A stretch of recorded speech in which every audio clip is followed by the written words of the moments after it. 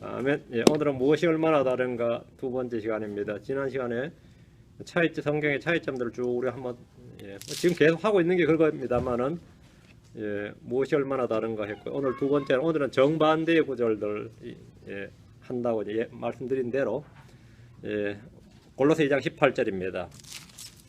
골로새 2장 18절이 정반대로 되어 있습니다. 같이 일단 우리 성경부터 읽겠습니다. 같이 읽습니다. 아무도 꿈에 낸 겸손과 천사 숭배로 너희를 속여 너희 보상을 빼앗지 못하게 하라.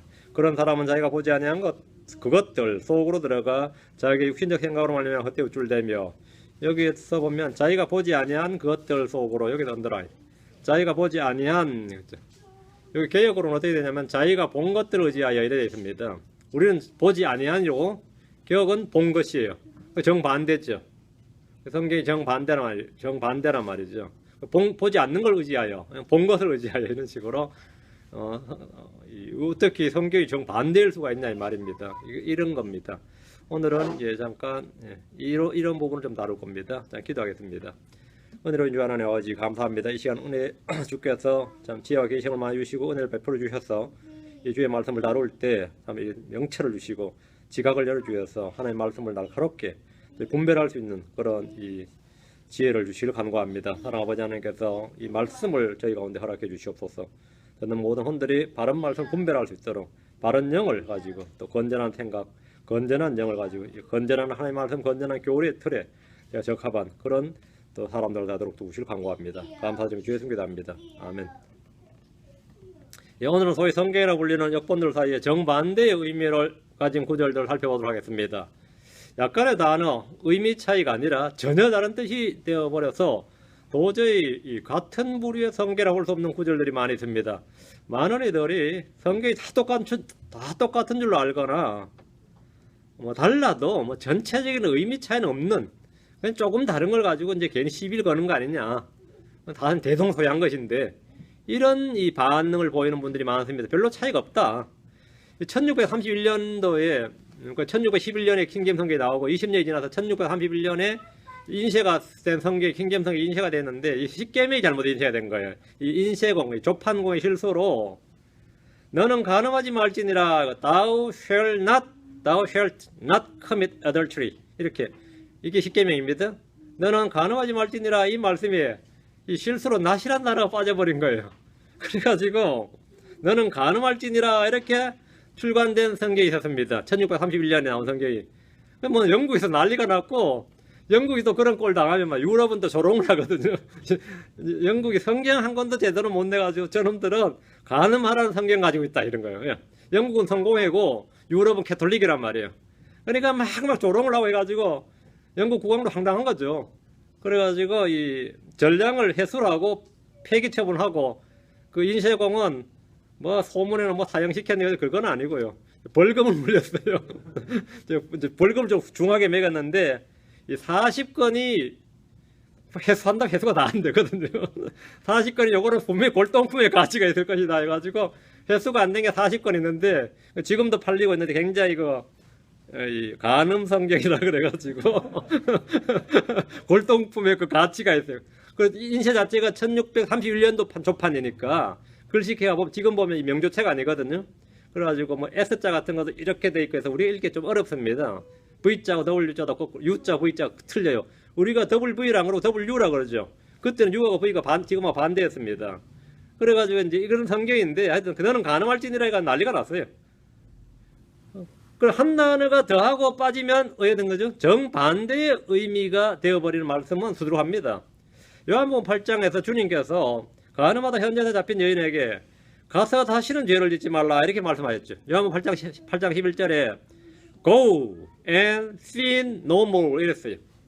그런데 이 인쇄공이 Go and sin no more인데 no가 no죠. 근데 뭐가 좀 눈이 침침했는지 아니면 실수했는지 no를 on으로 순서가 바뀌어버린 거예요. Go and sin on more 된 거죠. 그러니까 가라, 계속해서 죄를 지으라. 가라, 계속해서 죄를 더 지으라, 이렇게 뜻이 돼버린 거죠. 이것도 황당한 거예요. 그러니까 이렇게 인쇄가 돼가지고 가서 계속해서 죄를 더 지을지니라, 주님 이렇게 말씀한 게 되어버렸습니다. 노하고 on은 그냥 철저히 순서가 바뀐 거예요. 근데 전 단어 뭐 된 거죠? 완전히 뭐 난리가 난 거죠. 이렇게 정반대, 의미가 정반대가 되어버린 겁니다. 이 외에도 이런 식으로 이 타이프 에러라고 합니다. 철자상의 에러. 그 타이프 에러의 오류는 많이 있었는데 이거는 다 잡아낼 수 있는 거죠. 타이프 에러는 뭐 오타니가 잡아낼 수 있는 건데 이런 식의 오류 말고 말이죠. 의미가 완전히 다른 거. 우리는 지금 그걸 다룬 거지. 타이프 에러를 다룬 게 아닙니다. 이에도 철자상의 오류가 많지만 이 성경에서 한 단어 한 글자가 얼마나 중요한지 보게 되는 예가 이런 거. 글자 하나 바뀌고 단어는 순서 바뀌어도 안 된다. 예. 어떤 무신론자가 God is nowhere 이렇게 글자를 벽에 붙여놨어요. 자기는 하나님 안 믿는다 이거야. 자기 집에 와서 기도도 하지 말고 뭐 나한테 믿으라 소리도 하지 말고 그 당시 그쪽은 다 이 기독교 국가였으니까 자기는 자기 믿음을 선포한 거야. 하나님은 어디에도 계시지 않는다 이렇게. 자기 집에 애가 태어났는데 아이가 말을 배우기 시작하는 거야. 애한테 제일 먼저 가르친 말이 지벽에 걸치니까 이제 노웨어를 가르쳤어요. 한 단씩 따라하는데 따라하죠 애들이. 이 따라하는데 노웨어가 좀 길단 말이에요.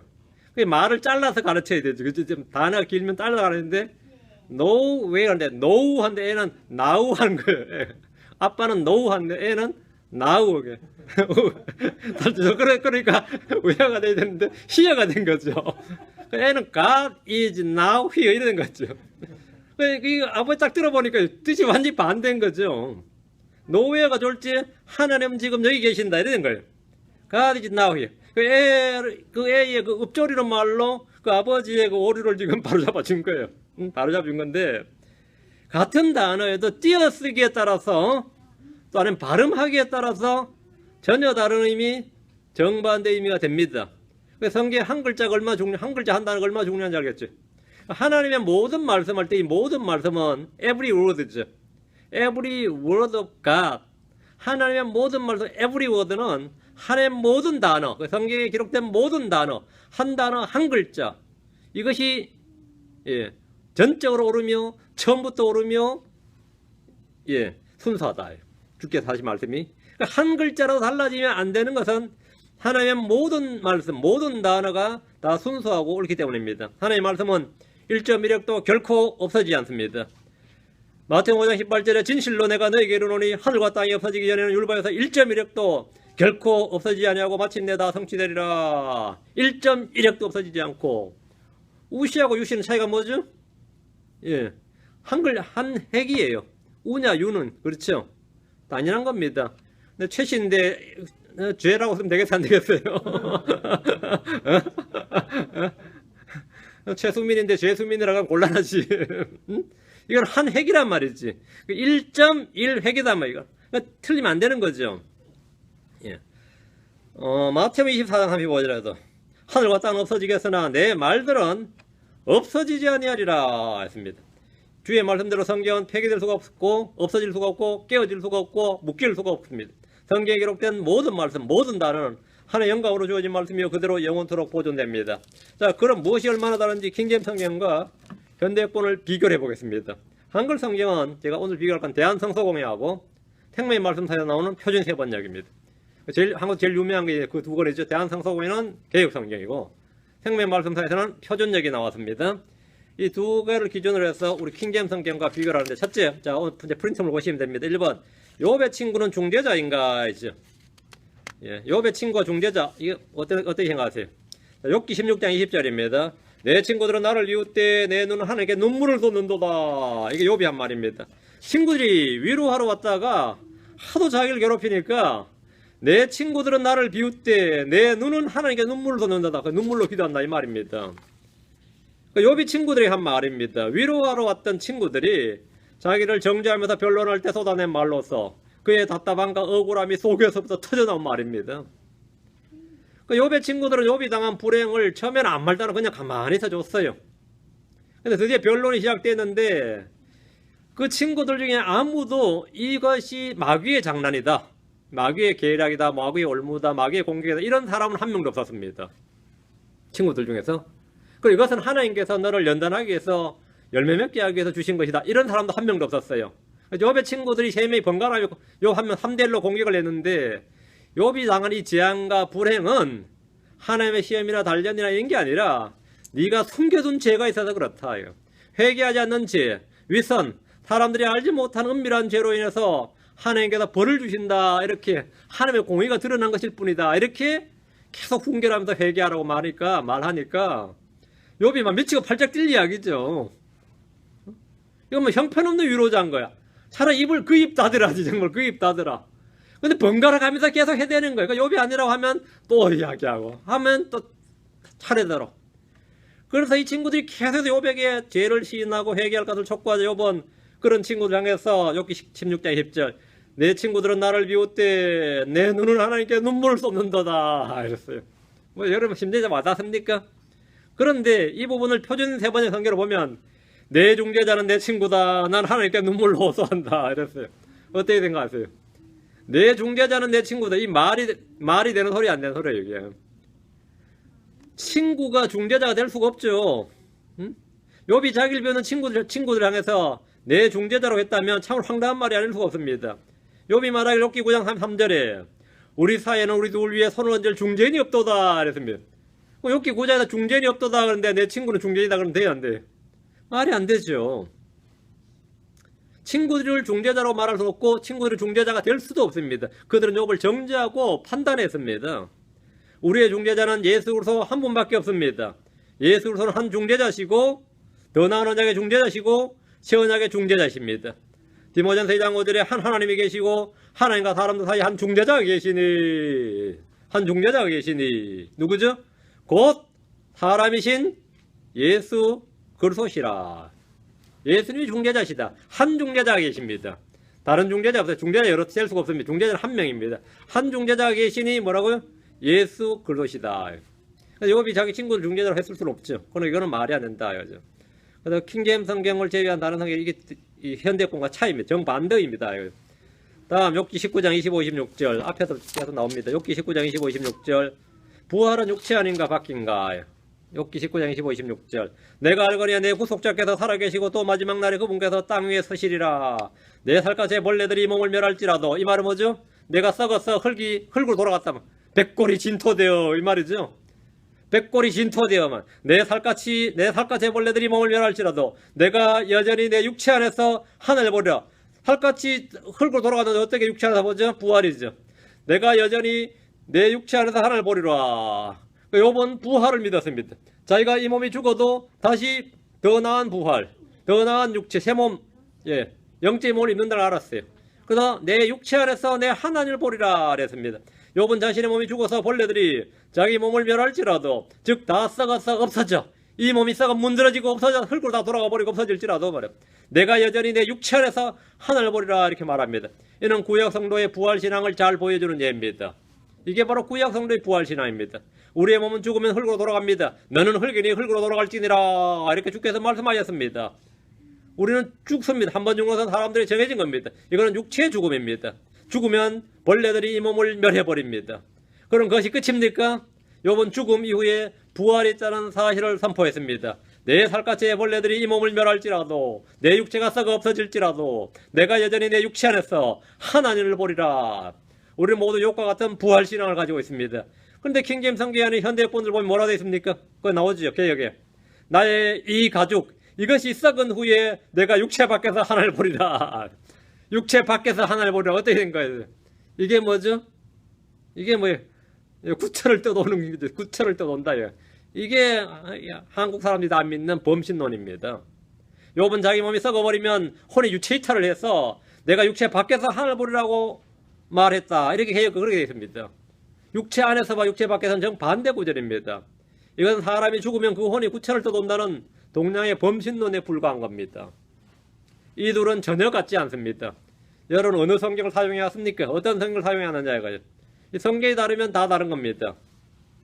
다음 세 번째, 주의 음성이 새끼를 낙태시킨다. 맞는 말입니까? 시편 29편 9절. 시편 29편 9절. 주의 음성이 암사슴들로 하여금 새끼를 낳게 하고, 이거 언더라인. 새끼를 낳게 하고.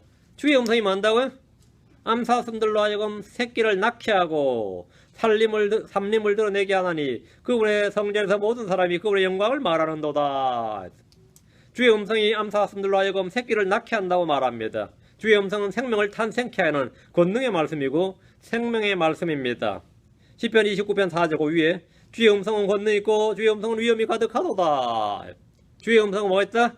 권능이 있고 위험이 가득하도다.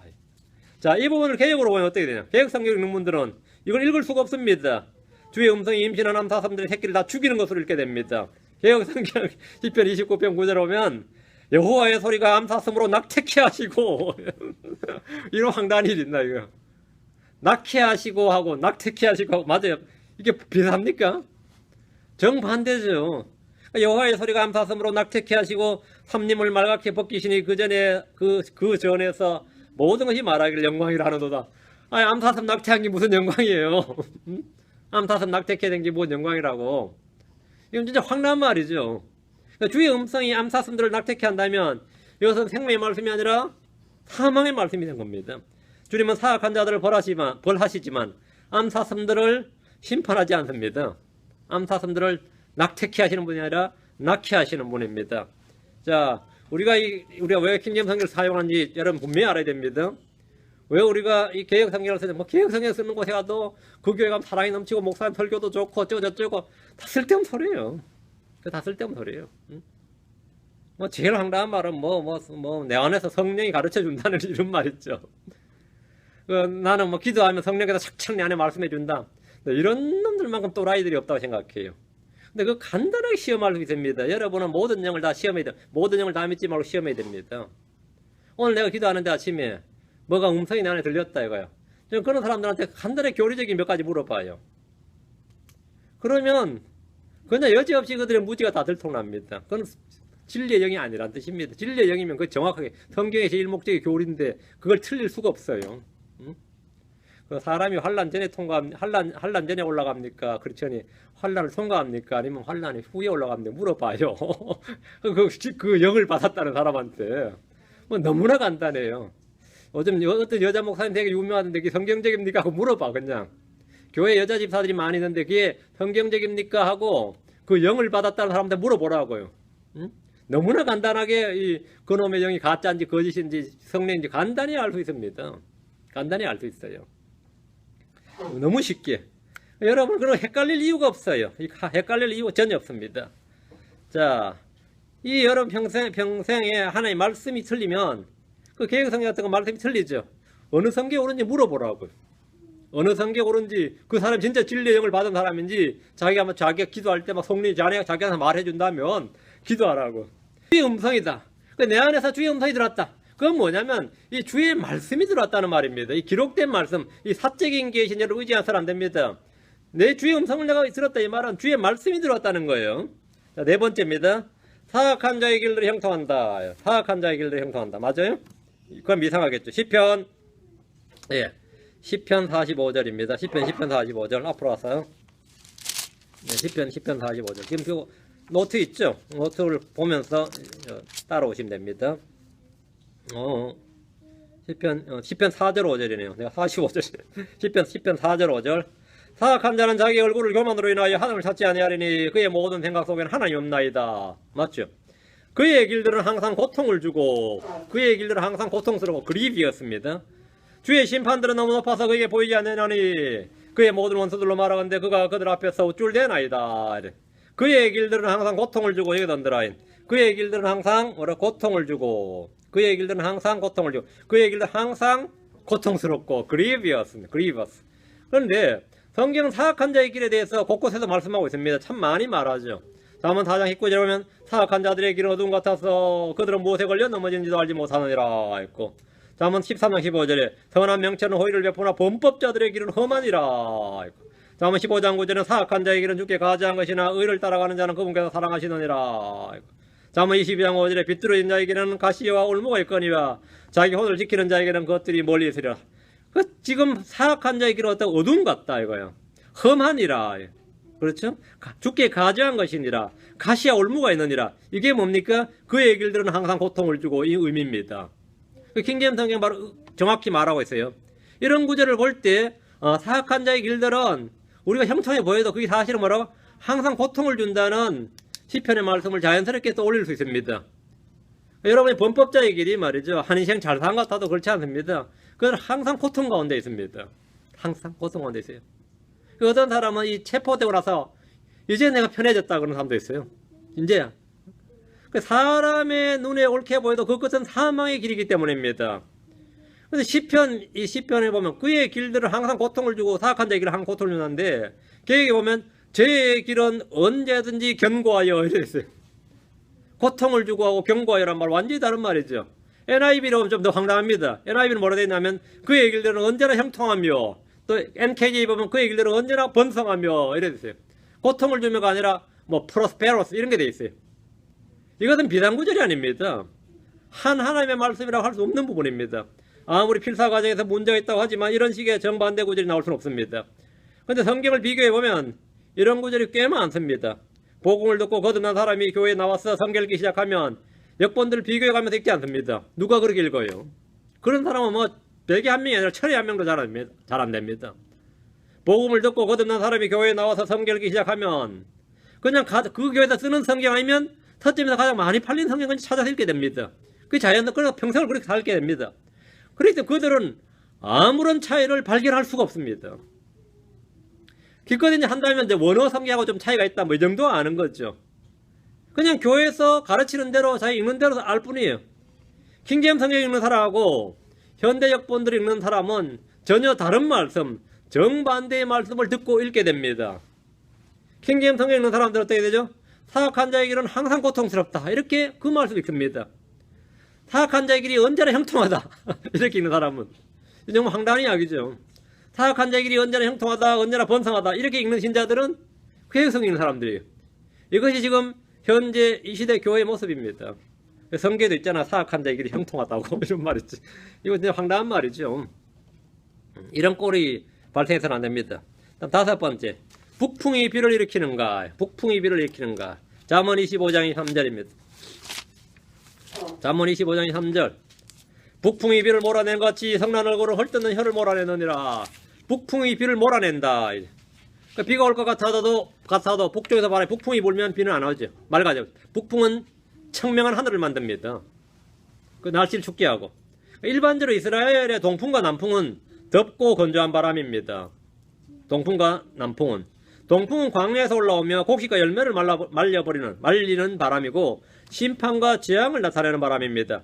요나를 덮어주던 박넝쿨이 죽은 후에 그를 괴롭힌 뜨거운 바람이 동풍입니다. 동풍이 불어서 그가 죽게 되었다 그랬죠. 동풍이 불면 식물들은 시들게 되고 그 해는 흉작으로 기근이 옵니다. 남풍도 마찬가지입니다. 남풍도. 누가복음 12장 55절에 우리 주님께서 너희가 남풍이 부는 것을 보면 말하기를 더우리라 하나니 그렇게 되느니라. 남풍이 불면 뭐 사람들이 뭐라고 한다고요? 야 이제 덥겠구나. 그럼 그렇게 된다고요. 사람들은 그 정도는 다 알죠. 이들은 바람의 성향을 잘 알고 있습니다. 동풍이 불면 원래 흉작이 있다 이거예요. 다 죽는다 이거예요. 서풍은 서쪽에서 부는 바람은 습한 바람입니다. 이게 비바람이에요. 서풍은. 그럼 지중해 바다에 습기를 몰고 오기 때문에 서풍이 오면 이제 여기 땅과 부딪히면 이제 비가 오죠. 엘리야가 비 오기를 기도하면서 서쪽을 바라보고 했는데 이는 거기서 비구름이 오기 때문입니다. 자기 그 종한테 계속 서쪽 하늘을 바라보게 했습니다. 구름이 있는지 보라고. 거기가 비구름이 온다 하죠. 반면에 북풍은 차고 건조한 바람입니다. 북풍은 비를 쫓는 바람이고 즉 비를 몰고 오는 바람이 아니라 비를 내리지 못하게 하는 바람이다 이거죠. 욥기 37장 21, 22절에 이제 사람들은 구름들 속에 있는 밝은 빛을 보지 못할지라도 바람이 지나가면서 그것들을 깨끗하게 씻느니라. 바람들이 깨끗하게 청명해진다 이 말이에요. 좋은 날씨가 북쪽에서 나오나니 하나님께는 두려운 위험이 있느니라. 좋은 날씨가 북쪽에서 나오나니 북풍이 불면 청명해지는 거죠. 그렇다면 북풍이 비를 몰아낸다는 것은 성경적으로나 당시 기후나 사람들의 상식에 부합한 말씀입니다. 당연한 소리다. 그런데 이 부분을 개역성경으로 보면 어떻게 되냐면 전혀 다르게 읽힙니다. 다르게 읽게 됩니다. 잠언 25장 3절 개역을 보시죠. 북풍이 비를 일으킴같이 참사하는 혀는 사람의 얼굴에 분을 일으키느니라. 그러니까 북풍이 비를 일으킨다고 돼 있어요. 북풍이 비를 몰아내는 게 아니라. 이거는 상식적으로도 안 맞고 천문학적으로 안 맞고 성경적으로 안 맞는 말입니다. 개역이나 개정이나 공동번역, 표준역, 현대인의 성경 물론이고 이 말씀 보조록 해서 킹제임 성경 번역했다는 한킹도 보면 북풍이 뭐라고? 비를 일으킨대. 그거 보면 북풍이 비를 몰고 온 것 같이 험담한 혀는 성난 얼굴을 일으키느니라. 북풍이 비를 몰고 온다. 이 말 같지 않은 소리죠. 북풍은 비를 몰고 오는 게 아니라 비를 몰아내는 바람입니다. 이는 번역할 때 개역을 그대로 뺏겼기 때문에 그렇습니다. 흠정력 성경도 이제 그런 부분이 가끔 나오는데, 이 킹제임스 성경을 번역했다면서 왜 이 모양이냐 싶은 게 나오는데, 그건 다 개역을 그냥 뺏겨서 그렇습니다. 우리가 킹제임스 성경으로 늘 성경을 공부하고 바로잡고 정확하게 공부해야 됩니다. 자, 다음 6번째 잠언으로 뒤로 와서 26장 22절 23절. 잠언 26장 22절 23절. 잠언 26장 22절 23절. 소문은 별식과 같은가? 별식이 뭐죠? 별미, 별식. 맛있는 음식이죠. 특별 요리. 다음은 26장 22절 23절. 소문을 퍼뜨린 자의 말들은 상처들과 같아서. 킹제임스 성경 뭐 같다? 소문을 퍼뜨린 자의 말들은 상처들과 같아서 뱃속의 가장 안쪽 부분들로 내려가느니라. 온유한 입술에 악한 마음은 낮은 은을 입힌 톡이니라. 성경은 거짓 소문을 퍼뜨린 자뿐 아니라 소문을 퍼뜨린 것에 대해서 경고를 많이 합니다. 소문을 퍼뜨린 자의 말들은 상처들과 같습니다. 이 구절은 잠언 앞으로 18장 8절로 옵니다. 잠언 18장 8절에 오면 소문을 퍼뜨린 자의 말들은 상처들과 같아서 뱃속의 가장 안쪽 부분들로 내려가느니라. 아, 소문이란 것이 이런 거구나. 소문으로 퍼뜨린 말들이 이런 것이구나. 참 상처 많이 주죠. 소문. 이런 소문 또 돈다. 요즘 너희에 대해서 이런 소문이 또 돈다. 들어보면 황당하죠. 들어보면 정말 뭐 황당하지. 우리 교회 소문도 많이 떠돕니다. 여러분 잘 몰라서 그렇지 많이 떠돌아요. 요즘 부자 됐다는 소문이 많이 떠돌아요. 그래서 교회에 막 파이프 오르간도 생기고 막 큰 오르간도 이런 좋은 그랜드 피아노도 생기고, 전에는 막 아코디언을 하더니 막 갑자기 막 이런 것도 있고. 소문이란 게 그래요. 소문이란 게 별의별 일 다 했죠. 예. 근데 그게 왜 그러냐면 잠언 26장 22, 3절. 남의 말하기를 좋아하는 자의 말은 별식과 같았어. 남의 말하기를 좋아하는 자의 말은 별식과 같았어. 뱃속 깊은 데로 내려가느니라. 불탄의 풀과 사악한 마음은 찌꺼기를 입힌 질그릇과 같으니라. 별식이란 맛있는 음식이란 말입니다. 잠언 18장 8절도 개의로우면 똑같아요. 남의 말하기를 좋아하는 자의 말은 별식과 같아서 뱃속 깊은 데로 내려가느니라. 이 부분은 한글 킹제임스 읽어도 똑같습니다. 남의 말하기를 좋아하는 자의 말은 맛있는 음식과 같아서 뱃속 깊은 곳으로 내려가느니라. 킹제임스 성경은 다 틀려. 킹제임스 성경을 표방하고 번역을 했는데도 틀려요. 예, 제대로 안 한 거죠. 소문은 별식과 같은 것이 아니라 상처와 같은 겁니다. 그래 우리가 소문 내서는 안 되겠구나. 소문 듣는 것도 마찬가지입니다. 들어보면 아시겠지만 여러분에 대한 소문이나 루머 떠돌아보세요. 얼마나 황당해요. 거짓 소문이나 악한 소문은 사람의 마음속 깊은 곳으로 내려가서 상처를 입힙니다. 제가 작년에 이 수련회 갔죠. 한국에 수련회 갔거든요. 근데 하필 그때 같은 시기에 우리 이원강 형제님이 아버님이 돌아가셨던가? 예. 그리고 부친상이 있으셔가지고 모친상이었나? 예, 그 일자가 거의 같아가지고 제가 하는 수련 일정에 많이 동행을 많이 했어요. 많이 해가지고 전 좋았죠. 뭐 같이 이제 한국에서 아는 분 만나는 거잖아요, 그죠? 근데 그러면 그렇구나 이렇게 끝나면 되는데 소문 어떻게 났을 것 같아요? 윤 목사가 비서 하나 데려다닌다고 문났어요. 미국에서 비서를 동행해서 한국 개설청에 윤 목사 완전히 요즘 비서 데려다닌다고. 이게 뭐 행동을 어떻게 이번에 제가 얼마나 걱정된지 몰라서 사실은 이거 가기는 가는데 갔다 오고 나서 무슨 소리 어떻게 소문이 날지는 뭐 진짜 뭐 엄청 조심스럽죠. 근데 뭐 어쩔 수 없지 뭐 그걸 내가 다 맡겠어 뭐 어떻게 해명을 하겠어요. 그러리 하고 말지만 이 세상에 일이라는 게 다 그런 겁니다. 여러분 자신이 이런 말 저런 말 떠놀면 그러려니 하세요. 그냥 그 사람 진짜 상처가 말도 못하면 그거 다 감당하려면요 상처가 같다 부상 이게 우운으로 됐죠. 상처들과 같아서 진짜 상처들과 같습니다. 얼마나 황당한지 모릅니다. 여러분 말도 못합니다. 근데 이 별식과 같으면 좋지. 별식과 같으면 뭐 그래도 하라 그러죠. 맛있는 음식과 같다면서. 별식과 같은 게 아니라 상처 같은 겁니다. 다음 이사야서로 갑니다. 여러분 어느 성경 읽느냐에 따라서 완전히 다른 거예요. 이사야 9장 21절. 갈릴리의 땅을 괴롭히셨는가 영화롭게 하셨는가. 킹제임스 성경은 괴롭게 하셨다고 되어 있고 개혁은 영화롭게 하셨다고 되어 있어요. 이것도 정반대야. 어떻게 성경이 이렇게 다를 수가 있어요. 이게 한 배에서 나온 자식이 만든요 뭐 그런 거예요? 왜 그러잖아요. 아들 너무 성격이 다르고 자식이 너무 성격이 다르면 그런 말 하죠. 이사야 9장 1절.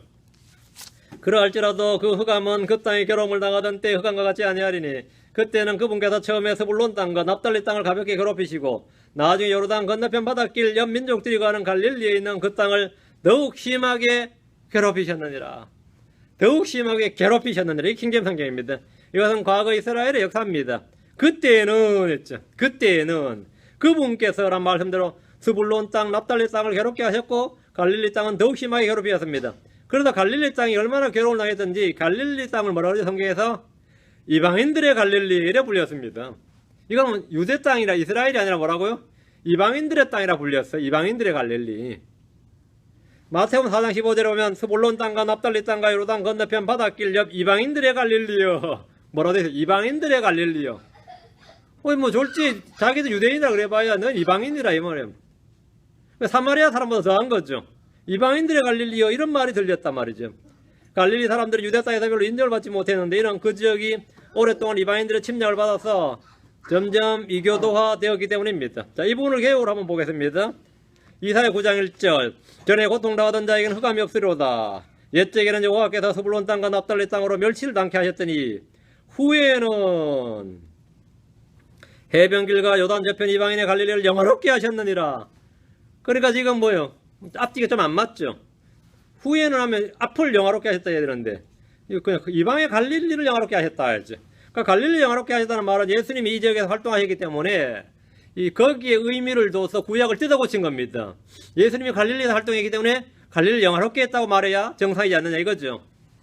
복음서에서는 물론이고 후대에도 갈릴리는 영화롭게 되지 않았습니다. 갈릴리는 여전히 멸치를 받았고 지금까지도 달라진 것이 없습니다. 훗날 사도행전에서 제자들은 예루살렘에서 활동했고 복음 전파는 예루살렘과 유대와 사마리아와 땅끝까지 이랬죠. 갈릴리가 아니었습니다. 갈릴리와 유다와 그게 아니에요. 예루살렘, 유다, 사마리아로 퍼져갔습니다. 이방의 갈릴리 땅이 아닙니다. 자, 의미가 완전히 반대인 성격이다. 다음 8번째입니다. 많은 친구를 두는 자는 해를 당하게 되는가? 많은 친구를 두는 자는 해를 당하게 되는가? 자, 한번 18장 24절.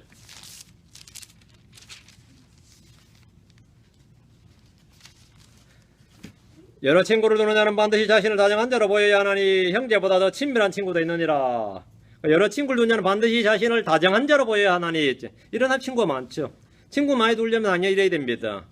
여러 친구, 많은 친구를 두기 위해서 자신을 다정한 자로 보여야 됩니다. 주변에서 친구가 많은 사람들 대부분 다 이런 부류입니다.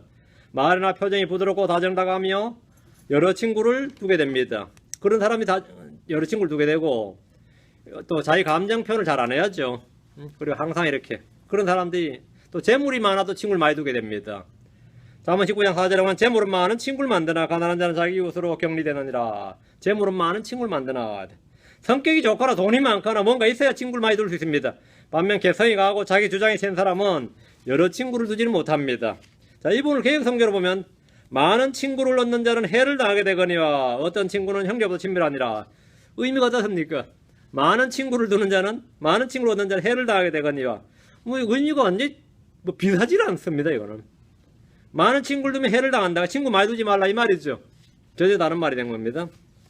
친구를 많이 두면 해를 당하게 되니까 친구를 많이 사귀지 말라는 뜻의 경고로 지금 개혁은 돼 있어요. 하나님께서 이런 말씀을 하신 것이 아닙니다.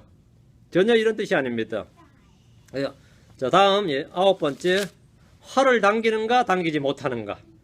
킹제임 성경은 활을 당길지니라 이랬는데 개혁에는 활을 당기지 말지니라 이래 있단 말이에요. 정반대로 돼 있어요. 예레미야 51장 3절. 예레미야 51장 3절. 활을 쏘는 자는 활을 당기는 자를 향하여 삿슬 갑옷을 입고 우쭐대는 자를 향하여 자기 활을 당길지니라. 이게 우리 성경이죠. 활을 당길지니라. 너희는 그녀의 젊은이들 아끼지 말며 그녀 온 군대를 진멸하라. 이게 바로 이 전쟁이란 말이죠.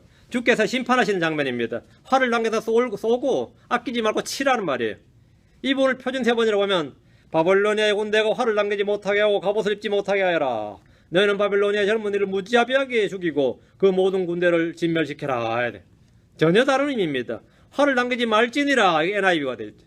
이는 성경 본문을 그대로 번역하지 않고 자기들이 이건 바벨론 군대 이야기가 아니라 바벨론을 복수하는 게 아닌가 해서 그냥 있지도 않는 말을 집어넣어가지고 그냥 해석을 해버린 겁니다. 바벨론 군대를 향한 이스라엘의 복수전으로 한편의 소설을 만들어버린 거죠. 성경이 아니라 이건 이런 거 소설입니다. 이거는. 10번째. 하나님의 아들인가 신들의 아들인가, 예수님이신가 뭐 도루인가 이 말입니다. 다니엘 3장 25절.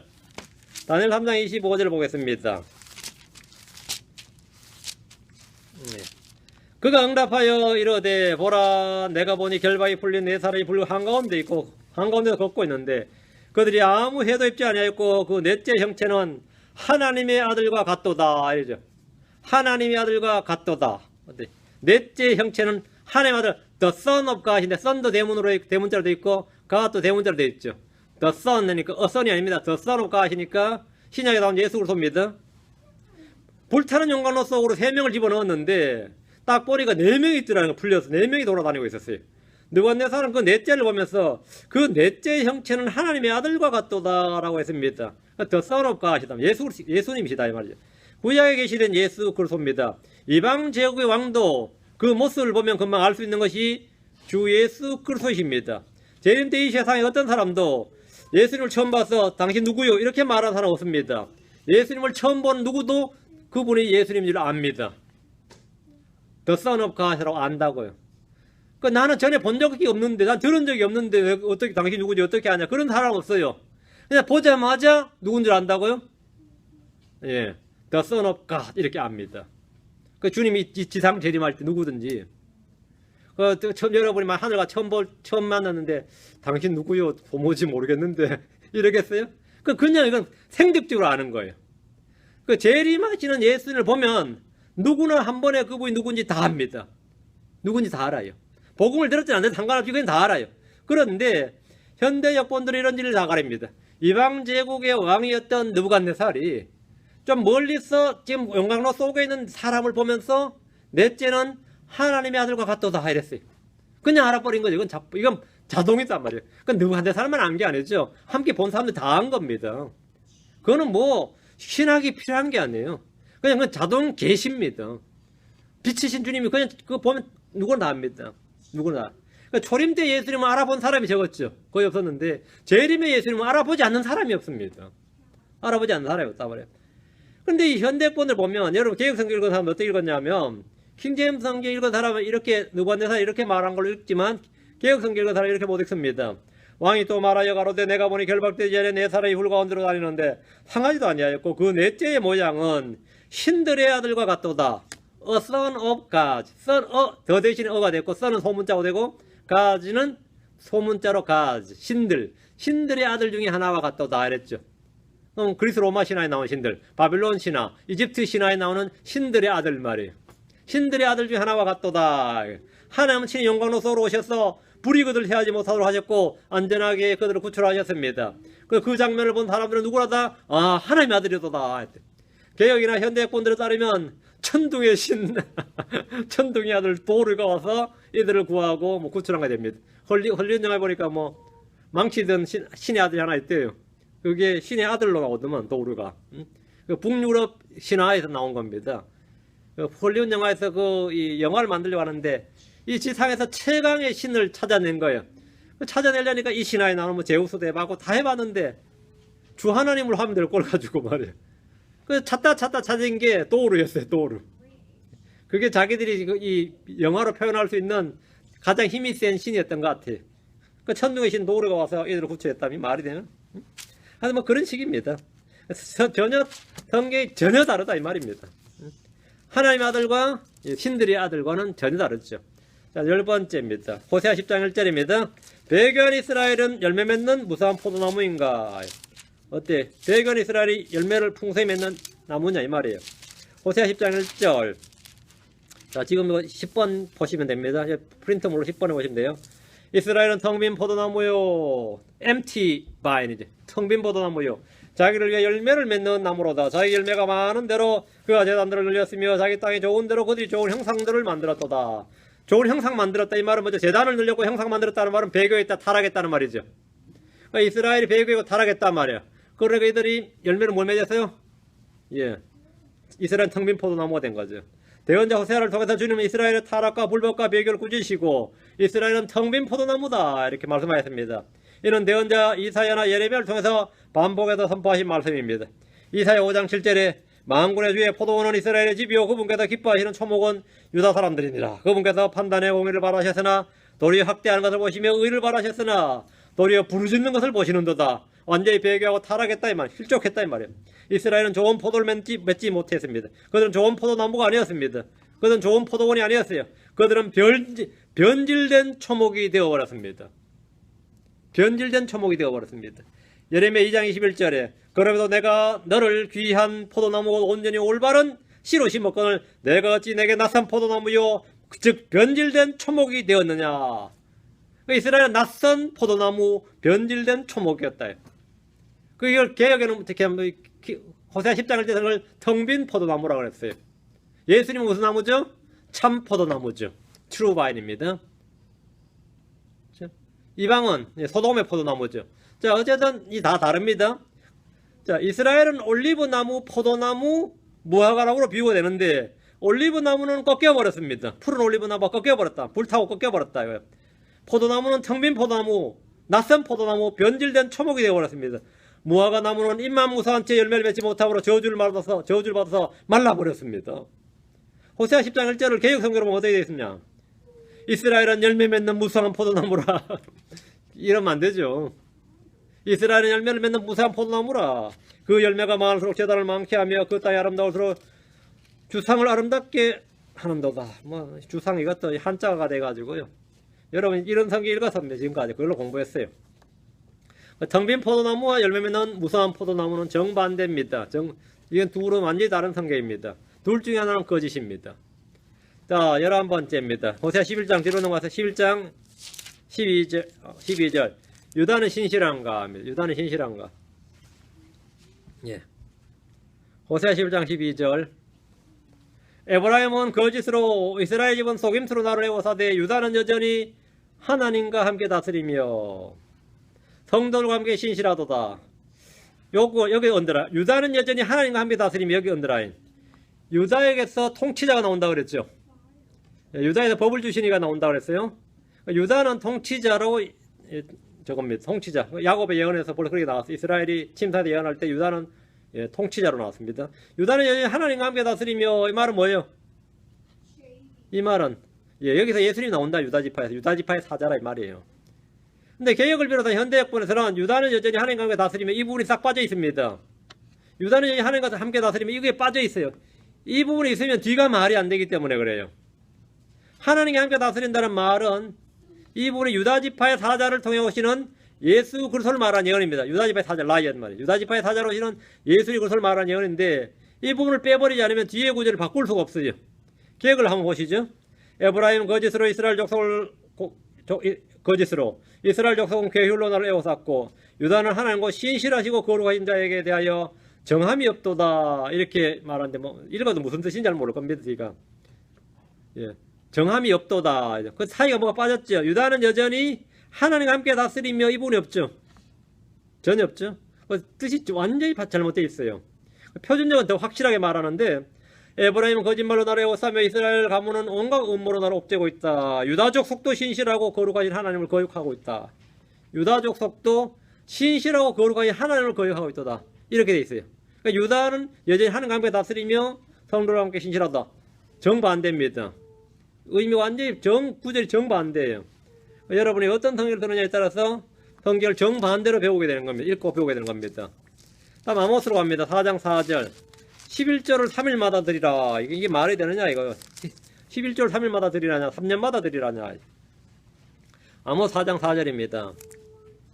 베델에 가서 죄를 짓고 길갈에서 범법을 크게 더하며 아침마다 너희 희생물을 3년 뒤에 너희 11조를 가져오고.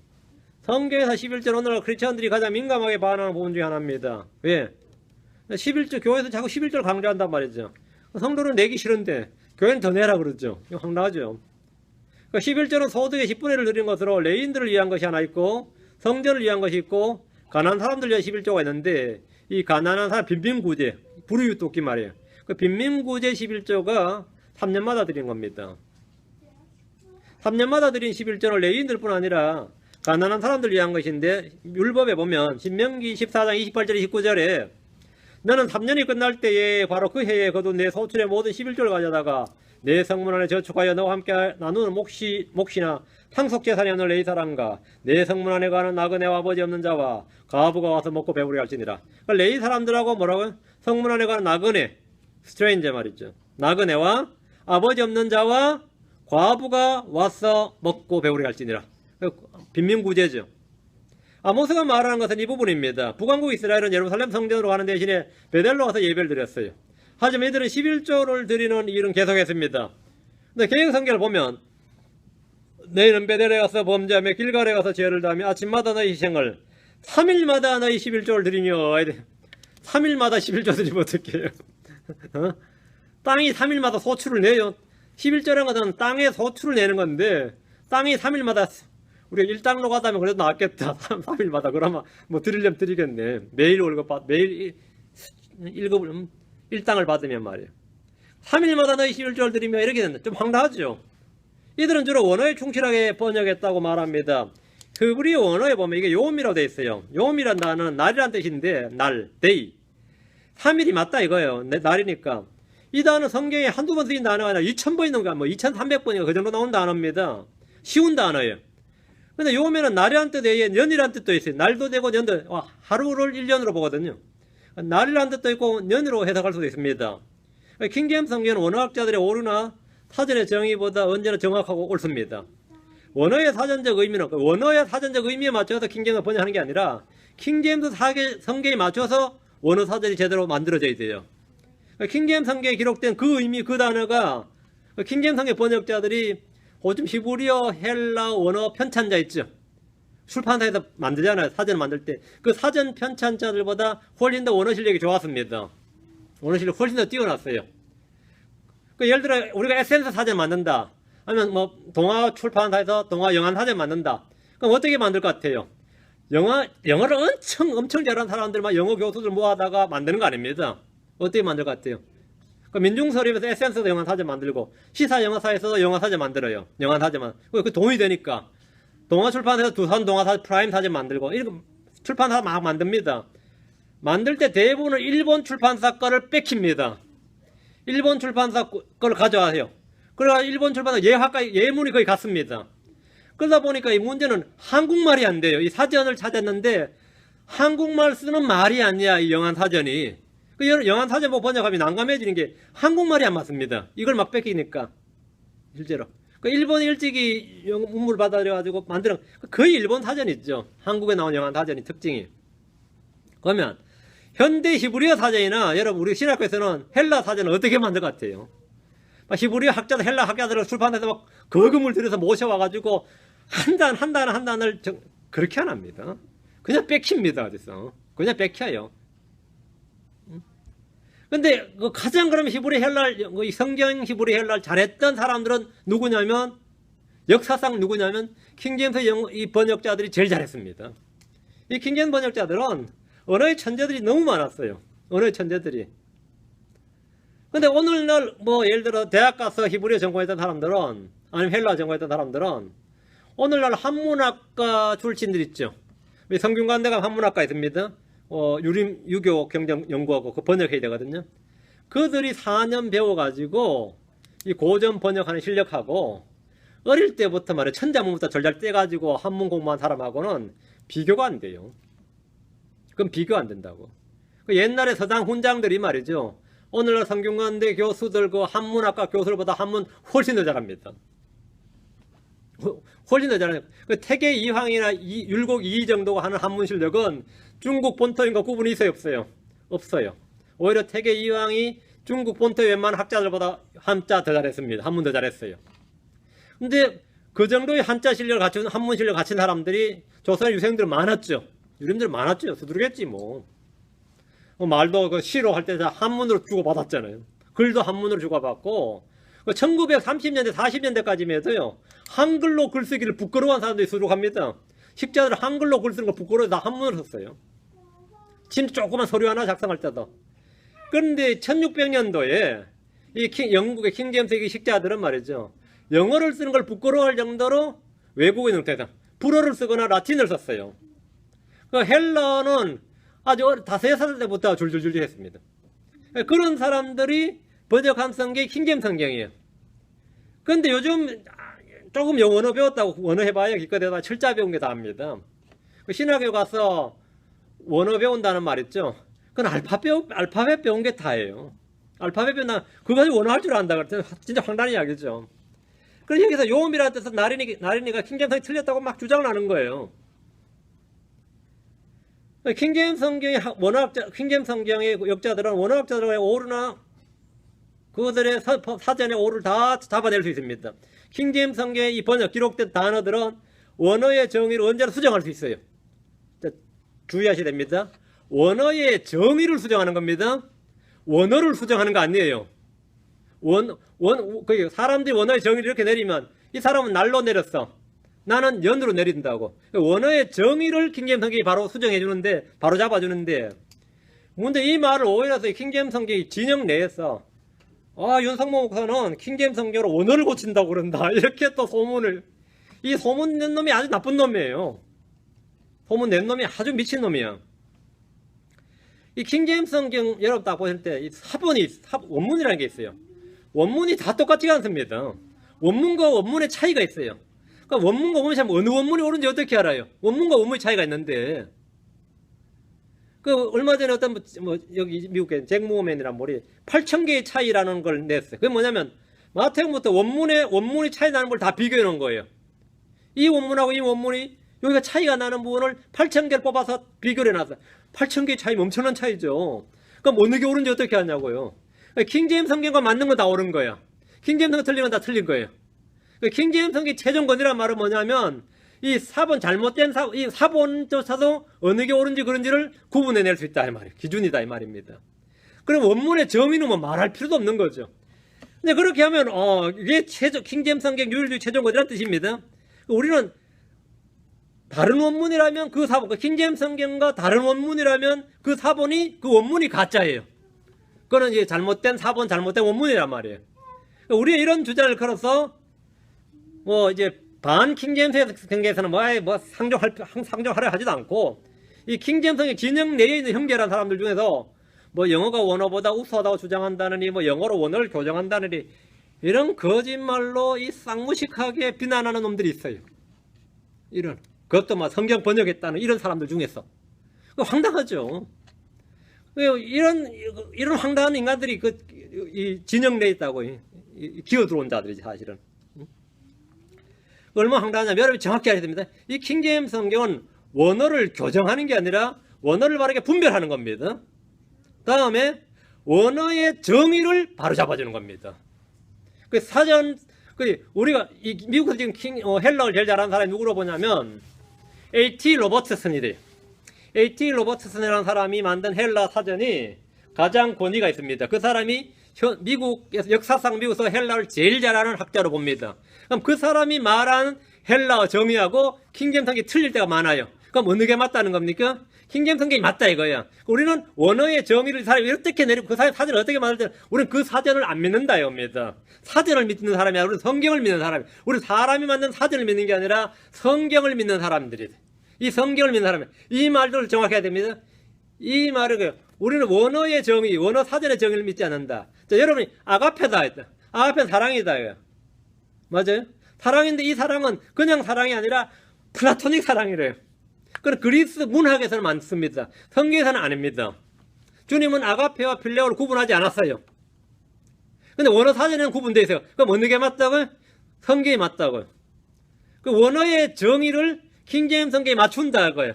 그 영어를 원어로 교정하는 게 아니라 영어로 원어의 어느 사본이 옳은지 그런지를 바르게 분별하고 가짜 사본 단위 잡아내죠. 거짓 사본 잡아냅니다. 여러분 오늘날도 사본은 발견되고 있습니다. 근데 어떤 사본이 중로에서 발견이 됐을 때 그 사본이 진짜 사본인지 가짜 사본인지 어떻게 발견하면 킹제임스 성경과 맞는지 안 맞는지 구분하는 겁니다. 그 킹제임스 성경 맞으면 이건 바른 사본이고 안 맞은 게 동굴에서 나왔으면 잘못된 사본으로 보는 겁니다.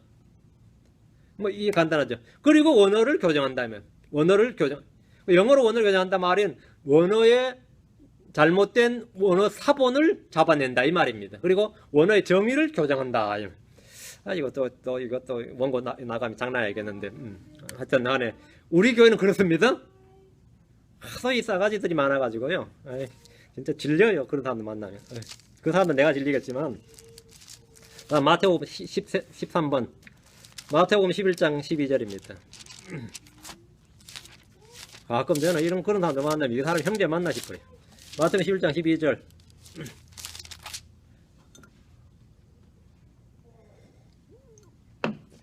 마태복음 11장 12절. 침례자 요한의 시대로부터 지금까지 하늘의 왕국은 폭력을 당하며 폭력배들이 강제로 것을 빼앗느니라. 유명한 구절이죠. 여러분 개혁성이 어떻게 읽었죠? 천국은 침노하는 자의 것이니라. 뭐 이거 뭐 유명한 구절이에요. 뭐 그래가지고 나는 뭐 천국을 뭐 천국을 차지하겠다고 뭐 하죠? 기도하거나 금식하거나 뭐 별짓 다 하죠. 어떤 자매가 지금은 또 장사할지 모르겠다. 저기 파이오니어길하고 알론드라길에 있는 마켓일이 뭐죠? 옛날에는 지금 H마트로 바뀌었죠. 그전에 다른 마트였고. 그렇죠. 지금도 그 속에서 그 보석상한 아줌마 있어요. 아주 열심히 잘 믿는 분. 제가 전도도 해봤는데, 전도할 사람이 아니었어요. 왜? 그분도 성경을 가르치는 분이, 남편도 성경 가르치는 분이고, 진짜 열심히더라고요. 그러니까 저는 믿는 사람을 만나면 반가우니까 좀 이야기를 좀 하게 됐는데, 그분이 저한테 천국은 침노하는 자의 것이다 하면서 막 열변을 토하면서 지금 열심히 침노 중인가 봐. 그래서 제가 그냥 웃었어요. 근데 그냥 제가 웃는 표정이 어땠는지 그 사람이 좀 움찔한가 봐. 제가 그냥 아무 말도 안 하고 웃기만 했어. 근데 그냥 웃기만 했더니만 제가 잘못했어요 이러는 거예요. 스스로 찔려가지고. 예, 잘못했습니다. 그건 전혀 그런 뜻이 아닙니다. 잘 보세요. 마태복음 11장 12절. 침례자 요한의 시대로부터 지금까지 하늘의 왕국은 폭력을 당하며, 하늘의 왕국이 폭력을 당해요. 구약도 아니고 침례자 요한부터 지금까지라잖아요. 왜 그렇죠?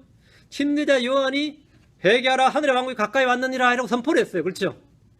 다음에 예수님이 회개하라 하늘의 왕국이 가까이 왔느니라 선포를 했어요. 다음 누가 했죠? 사도들이 마태복음 10장에서 회개하라 하늘의 왕국이 가까이 왔느니라. 이게 침례자 요한부터 지금까지 예수님 공생의 살 내내 뭐 했죠? 하늘의 왕국이 선포됐죠. 어디에? 이스라엘 땅에 유대인들에게 하늘의 왕국이 선포가 되었습니다. 맞아요? 그래서 모든 사람은 하늘의 왕국이 가까이 왔느니라는 말을 들었어요. 그 제자들도 실제로 하늘의 왕국이 가까이 온 줄 생각했습니다. 그런데 하늘의 왕국이 지금 어떻게 됐다는 거예요? 그럼 확장되고 있다 그래야 되죠. 맞아요? 근데 폭력을 당한다잖아요. 이게 뭔 말이야? 침례자 요한 뭐가 날라갔죠? 침례자 요한은 목 잘려 죽었어요. 예수님은 돌로 쳐서 죽인다 그러죠. 잡아 죽이려고 그러죠. 사도는 핍박하죠. 자, 그럼 하늘의 왕국이 폭력을 당하며 이 말은 뭐죠? 하늘의 왕국의 선포자들이 하늘의 왕국을 좀 선포하는데 하늘의 왕국이 설지 못하도록 사람들이 다 거부하고 있는 거죠.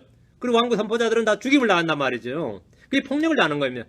폭력배들이 하면 누구죠? 장로들, 이스라엘 장로들, 치리자들, 서기관, 바리새인, 율법사들이 강제로 그것을 빼앗느니라. 그들이 하늘의 왕국을 선포하지 못하도록 막고 빼앗는 거죠. 자, 이것이 너무나 유명하지만 해석은 교회마다 학자들마다 제각각입니다. 침례인 요한은 하늘의 왕국을 선포했습니다. 예수님과 사도들도 온 이스라엘 도시들 돌면서 하늘의 왕국을 선포했습니다. 그런데 사람들은 요한을 왕국의 선포자인 요한을 죽였고 왕국의 왕이신 예수님을 배척하고 죽였습니다. 사도들은 채찍질하고 감옥에 넣고 죽였습니다. 하늘의 왕국이 폭력을 당한다는 것은 하늘의 왕국의 선포자들이 당하는 고난, 우리 주님이 당하신 고난을 말하는 겁니다. 그리고 이 땅에 하늘의 왕국은 서지 않았습니다. 서지 않았어요.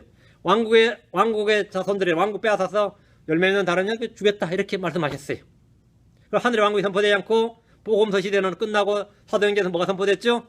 하나님의 왕국이 선포되었습니다. 하나님의 왕국이 교회에서는 하늘의 왕국이 선포되지 않습니다. 하나님의 왕국이 선포됩니다.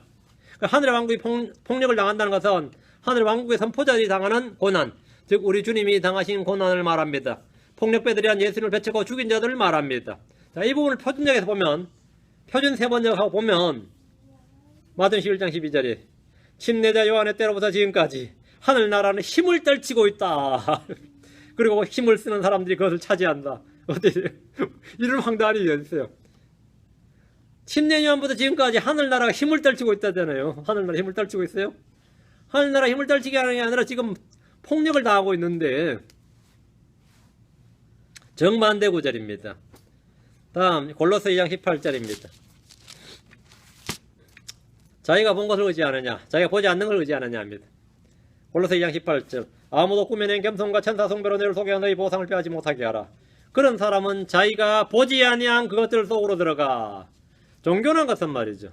자기가 보지 아니한 그것들 속으로 들어간 겁니다. 꾸며낸 겸손이나 천사성배. 누가 천사 봤어요? 응? 여름에 뭐 도의 세계가 어떠니 뭐 여세가 안 되고 그 봤냐고. 근데 자기가 보지 아니한 그것들 속으로 들어가. 자기 육신적 생각으로 말미암아 헛되이 우쭐대며. 이게 종교입니다. 이게 종교예요. 뭐 인도의 종교, 중국의 종교, 한국의 종교 다 정신세계를 다루죠. 정신세계를 다룬다는 것은 뭐죠? 보지 못한 걸 의지하는 거죠. 자기가 보지 아니한 걸 의지하여.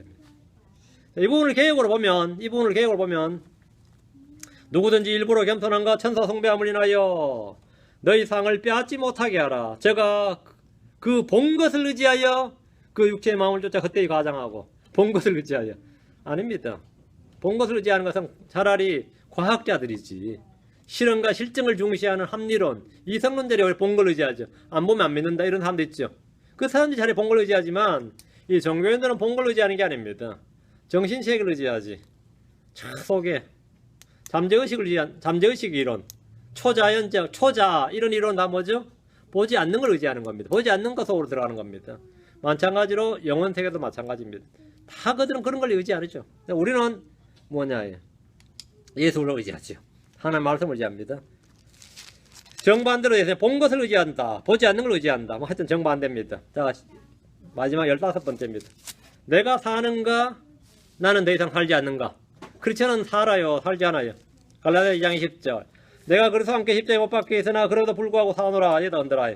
그러면 십자가에 못 박혔으나 못 박혀 있으나 아닙니다. 못 박혔으나 이래 고치세요. 못 박혀 있으나 하면 진행이 되거든요. 못 박혔으나 해야 됩니다. 못 박혀 있으나 하면 지금 못 박혀 그건 아닙니다. 못 박혔으나 사건으로 봐야 돼. 십자가는 사건입니다. 이 진행이 아니고 being pp가 아니고요. is crucified예요. is being crucified 이러면 안 됩니다. 진행이나 순환으로 보면 안 됩니다. 내가 그래서 함께 십자가에 못 박혔으나 이런 번역은 반드시 고쳐야 됩니다. 내가 그래서 함께 십자가에 못 박혔으나 그럼에도 불구하고 사노라. 당연히 살죠. 십자가에 못 박혔지만 살잖아요. 그래서 함께 죽었고 함께 부활해서 살죠. 안 살면 곤란하지. 그래도 불구하고 사노라. 여기다 언더라인. 이게 중요합니다. 이 부분은 여러분 딱 마크해 놔세요. 왜? 킹제임스 성경을 제한 다른 성경이 이게 없습니다. 그냥 십자가에 못 박혔으나 하고 뒤로 바로 넘어가 버려요. 그럼에도 불구하고 사노라 이 말씀이 다 없어요. 이 말씀이 없으면 어떻게 되죠? 내가 그래서 함께 십자가에 못 박혔으나 내가 살지 아니 말이 완전히 그냥 내가 살지 아니하노라가 돼버리죠. 그 킹제임스 성경을 제한 모든 성경은 내가 사노라가 없어. 내가 살지 않아. 그 나의 자아란 없는 거예요. 응? 육체 안에 더 이상 살지 않는 크리스천은 세상에 없습니다. 모든 크리스천은 다 육체 안에 삽니다. 내가 십자가에 못 박혔던 그분과 함께 죽었던 내 옛 사람이 죽었던 어쨌든 간에 나는 육체 안에 삽니다. 우리는 세상 가운데 삽니다. 그런데 불구하고 나는 사노라예요. 그런데 불구하고 이게 킹제임스 성경입니다. 우리는 삽니다. 우리는 믿음으로 살아야 됩니다. 육체 안에 더 이상 살지 않는 크리스천은 존재하지 않습니다. 죽기 전까지 주님이 오시는 그날까지 하늘로 들림 받을 때까지 우리는 그럼에도 불구하고 사노라. 이 말씀대로 우리는 삽니다. 그런데 현대학번들은 내가 더 이상 살지 아니하노라 함으로써 정반대의 진리를 가르치고 있습니다. 이런 구절이 너무 많습니다. 오늘 내가 15가지 찍어놓은 이거 지금 발췌했는데요. 제가 너무 많아서 하다 중간에 그만뒀어요. 더 이상 다루기가 귀찮아서 피곤해가지고 이 정도만 하고 오늘 마치겠습니다. 성경이 약간 다른 것이 아니라 반대로 되어 있는 구절들이 너무나 많다는 것은 이들이 결코 같은 종류가 아니다 이 말입니다. 킹제임스 성경과는 이종, 동종이 아니라 이종입니다. 우리 킹제임스 교도든지 우리 킹제임스 온리 킹제임스 유일주의자고 저희 같은 성도를 바이블 빌리버라고 하는데요. 이렇게 바이블 빌리버들은 킹제임스 성경의 이 우수성을 믿는 뿐만 아니라 이 성경이 하나님의 말씀이라고 믿는 거죠.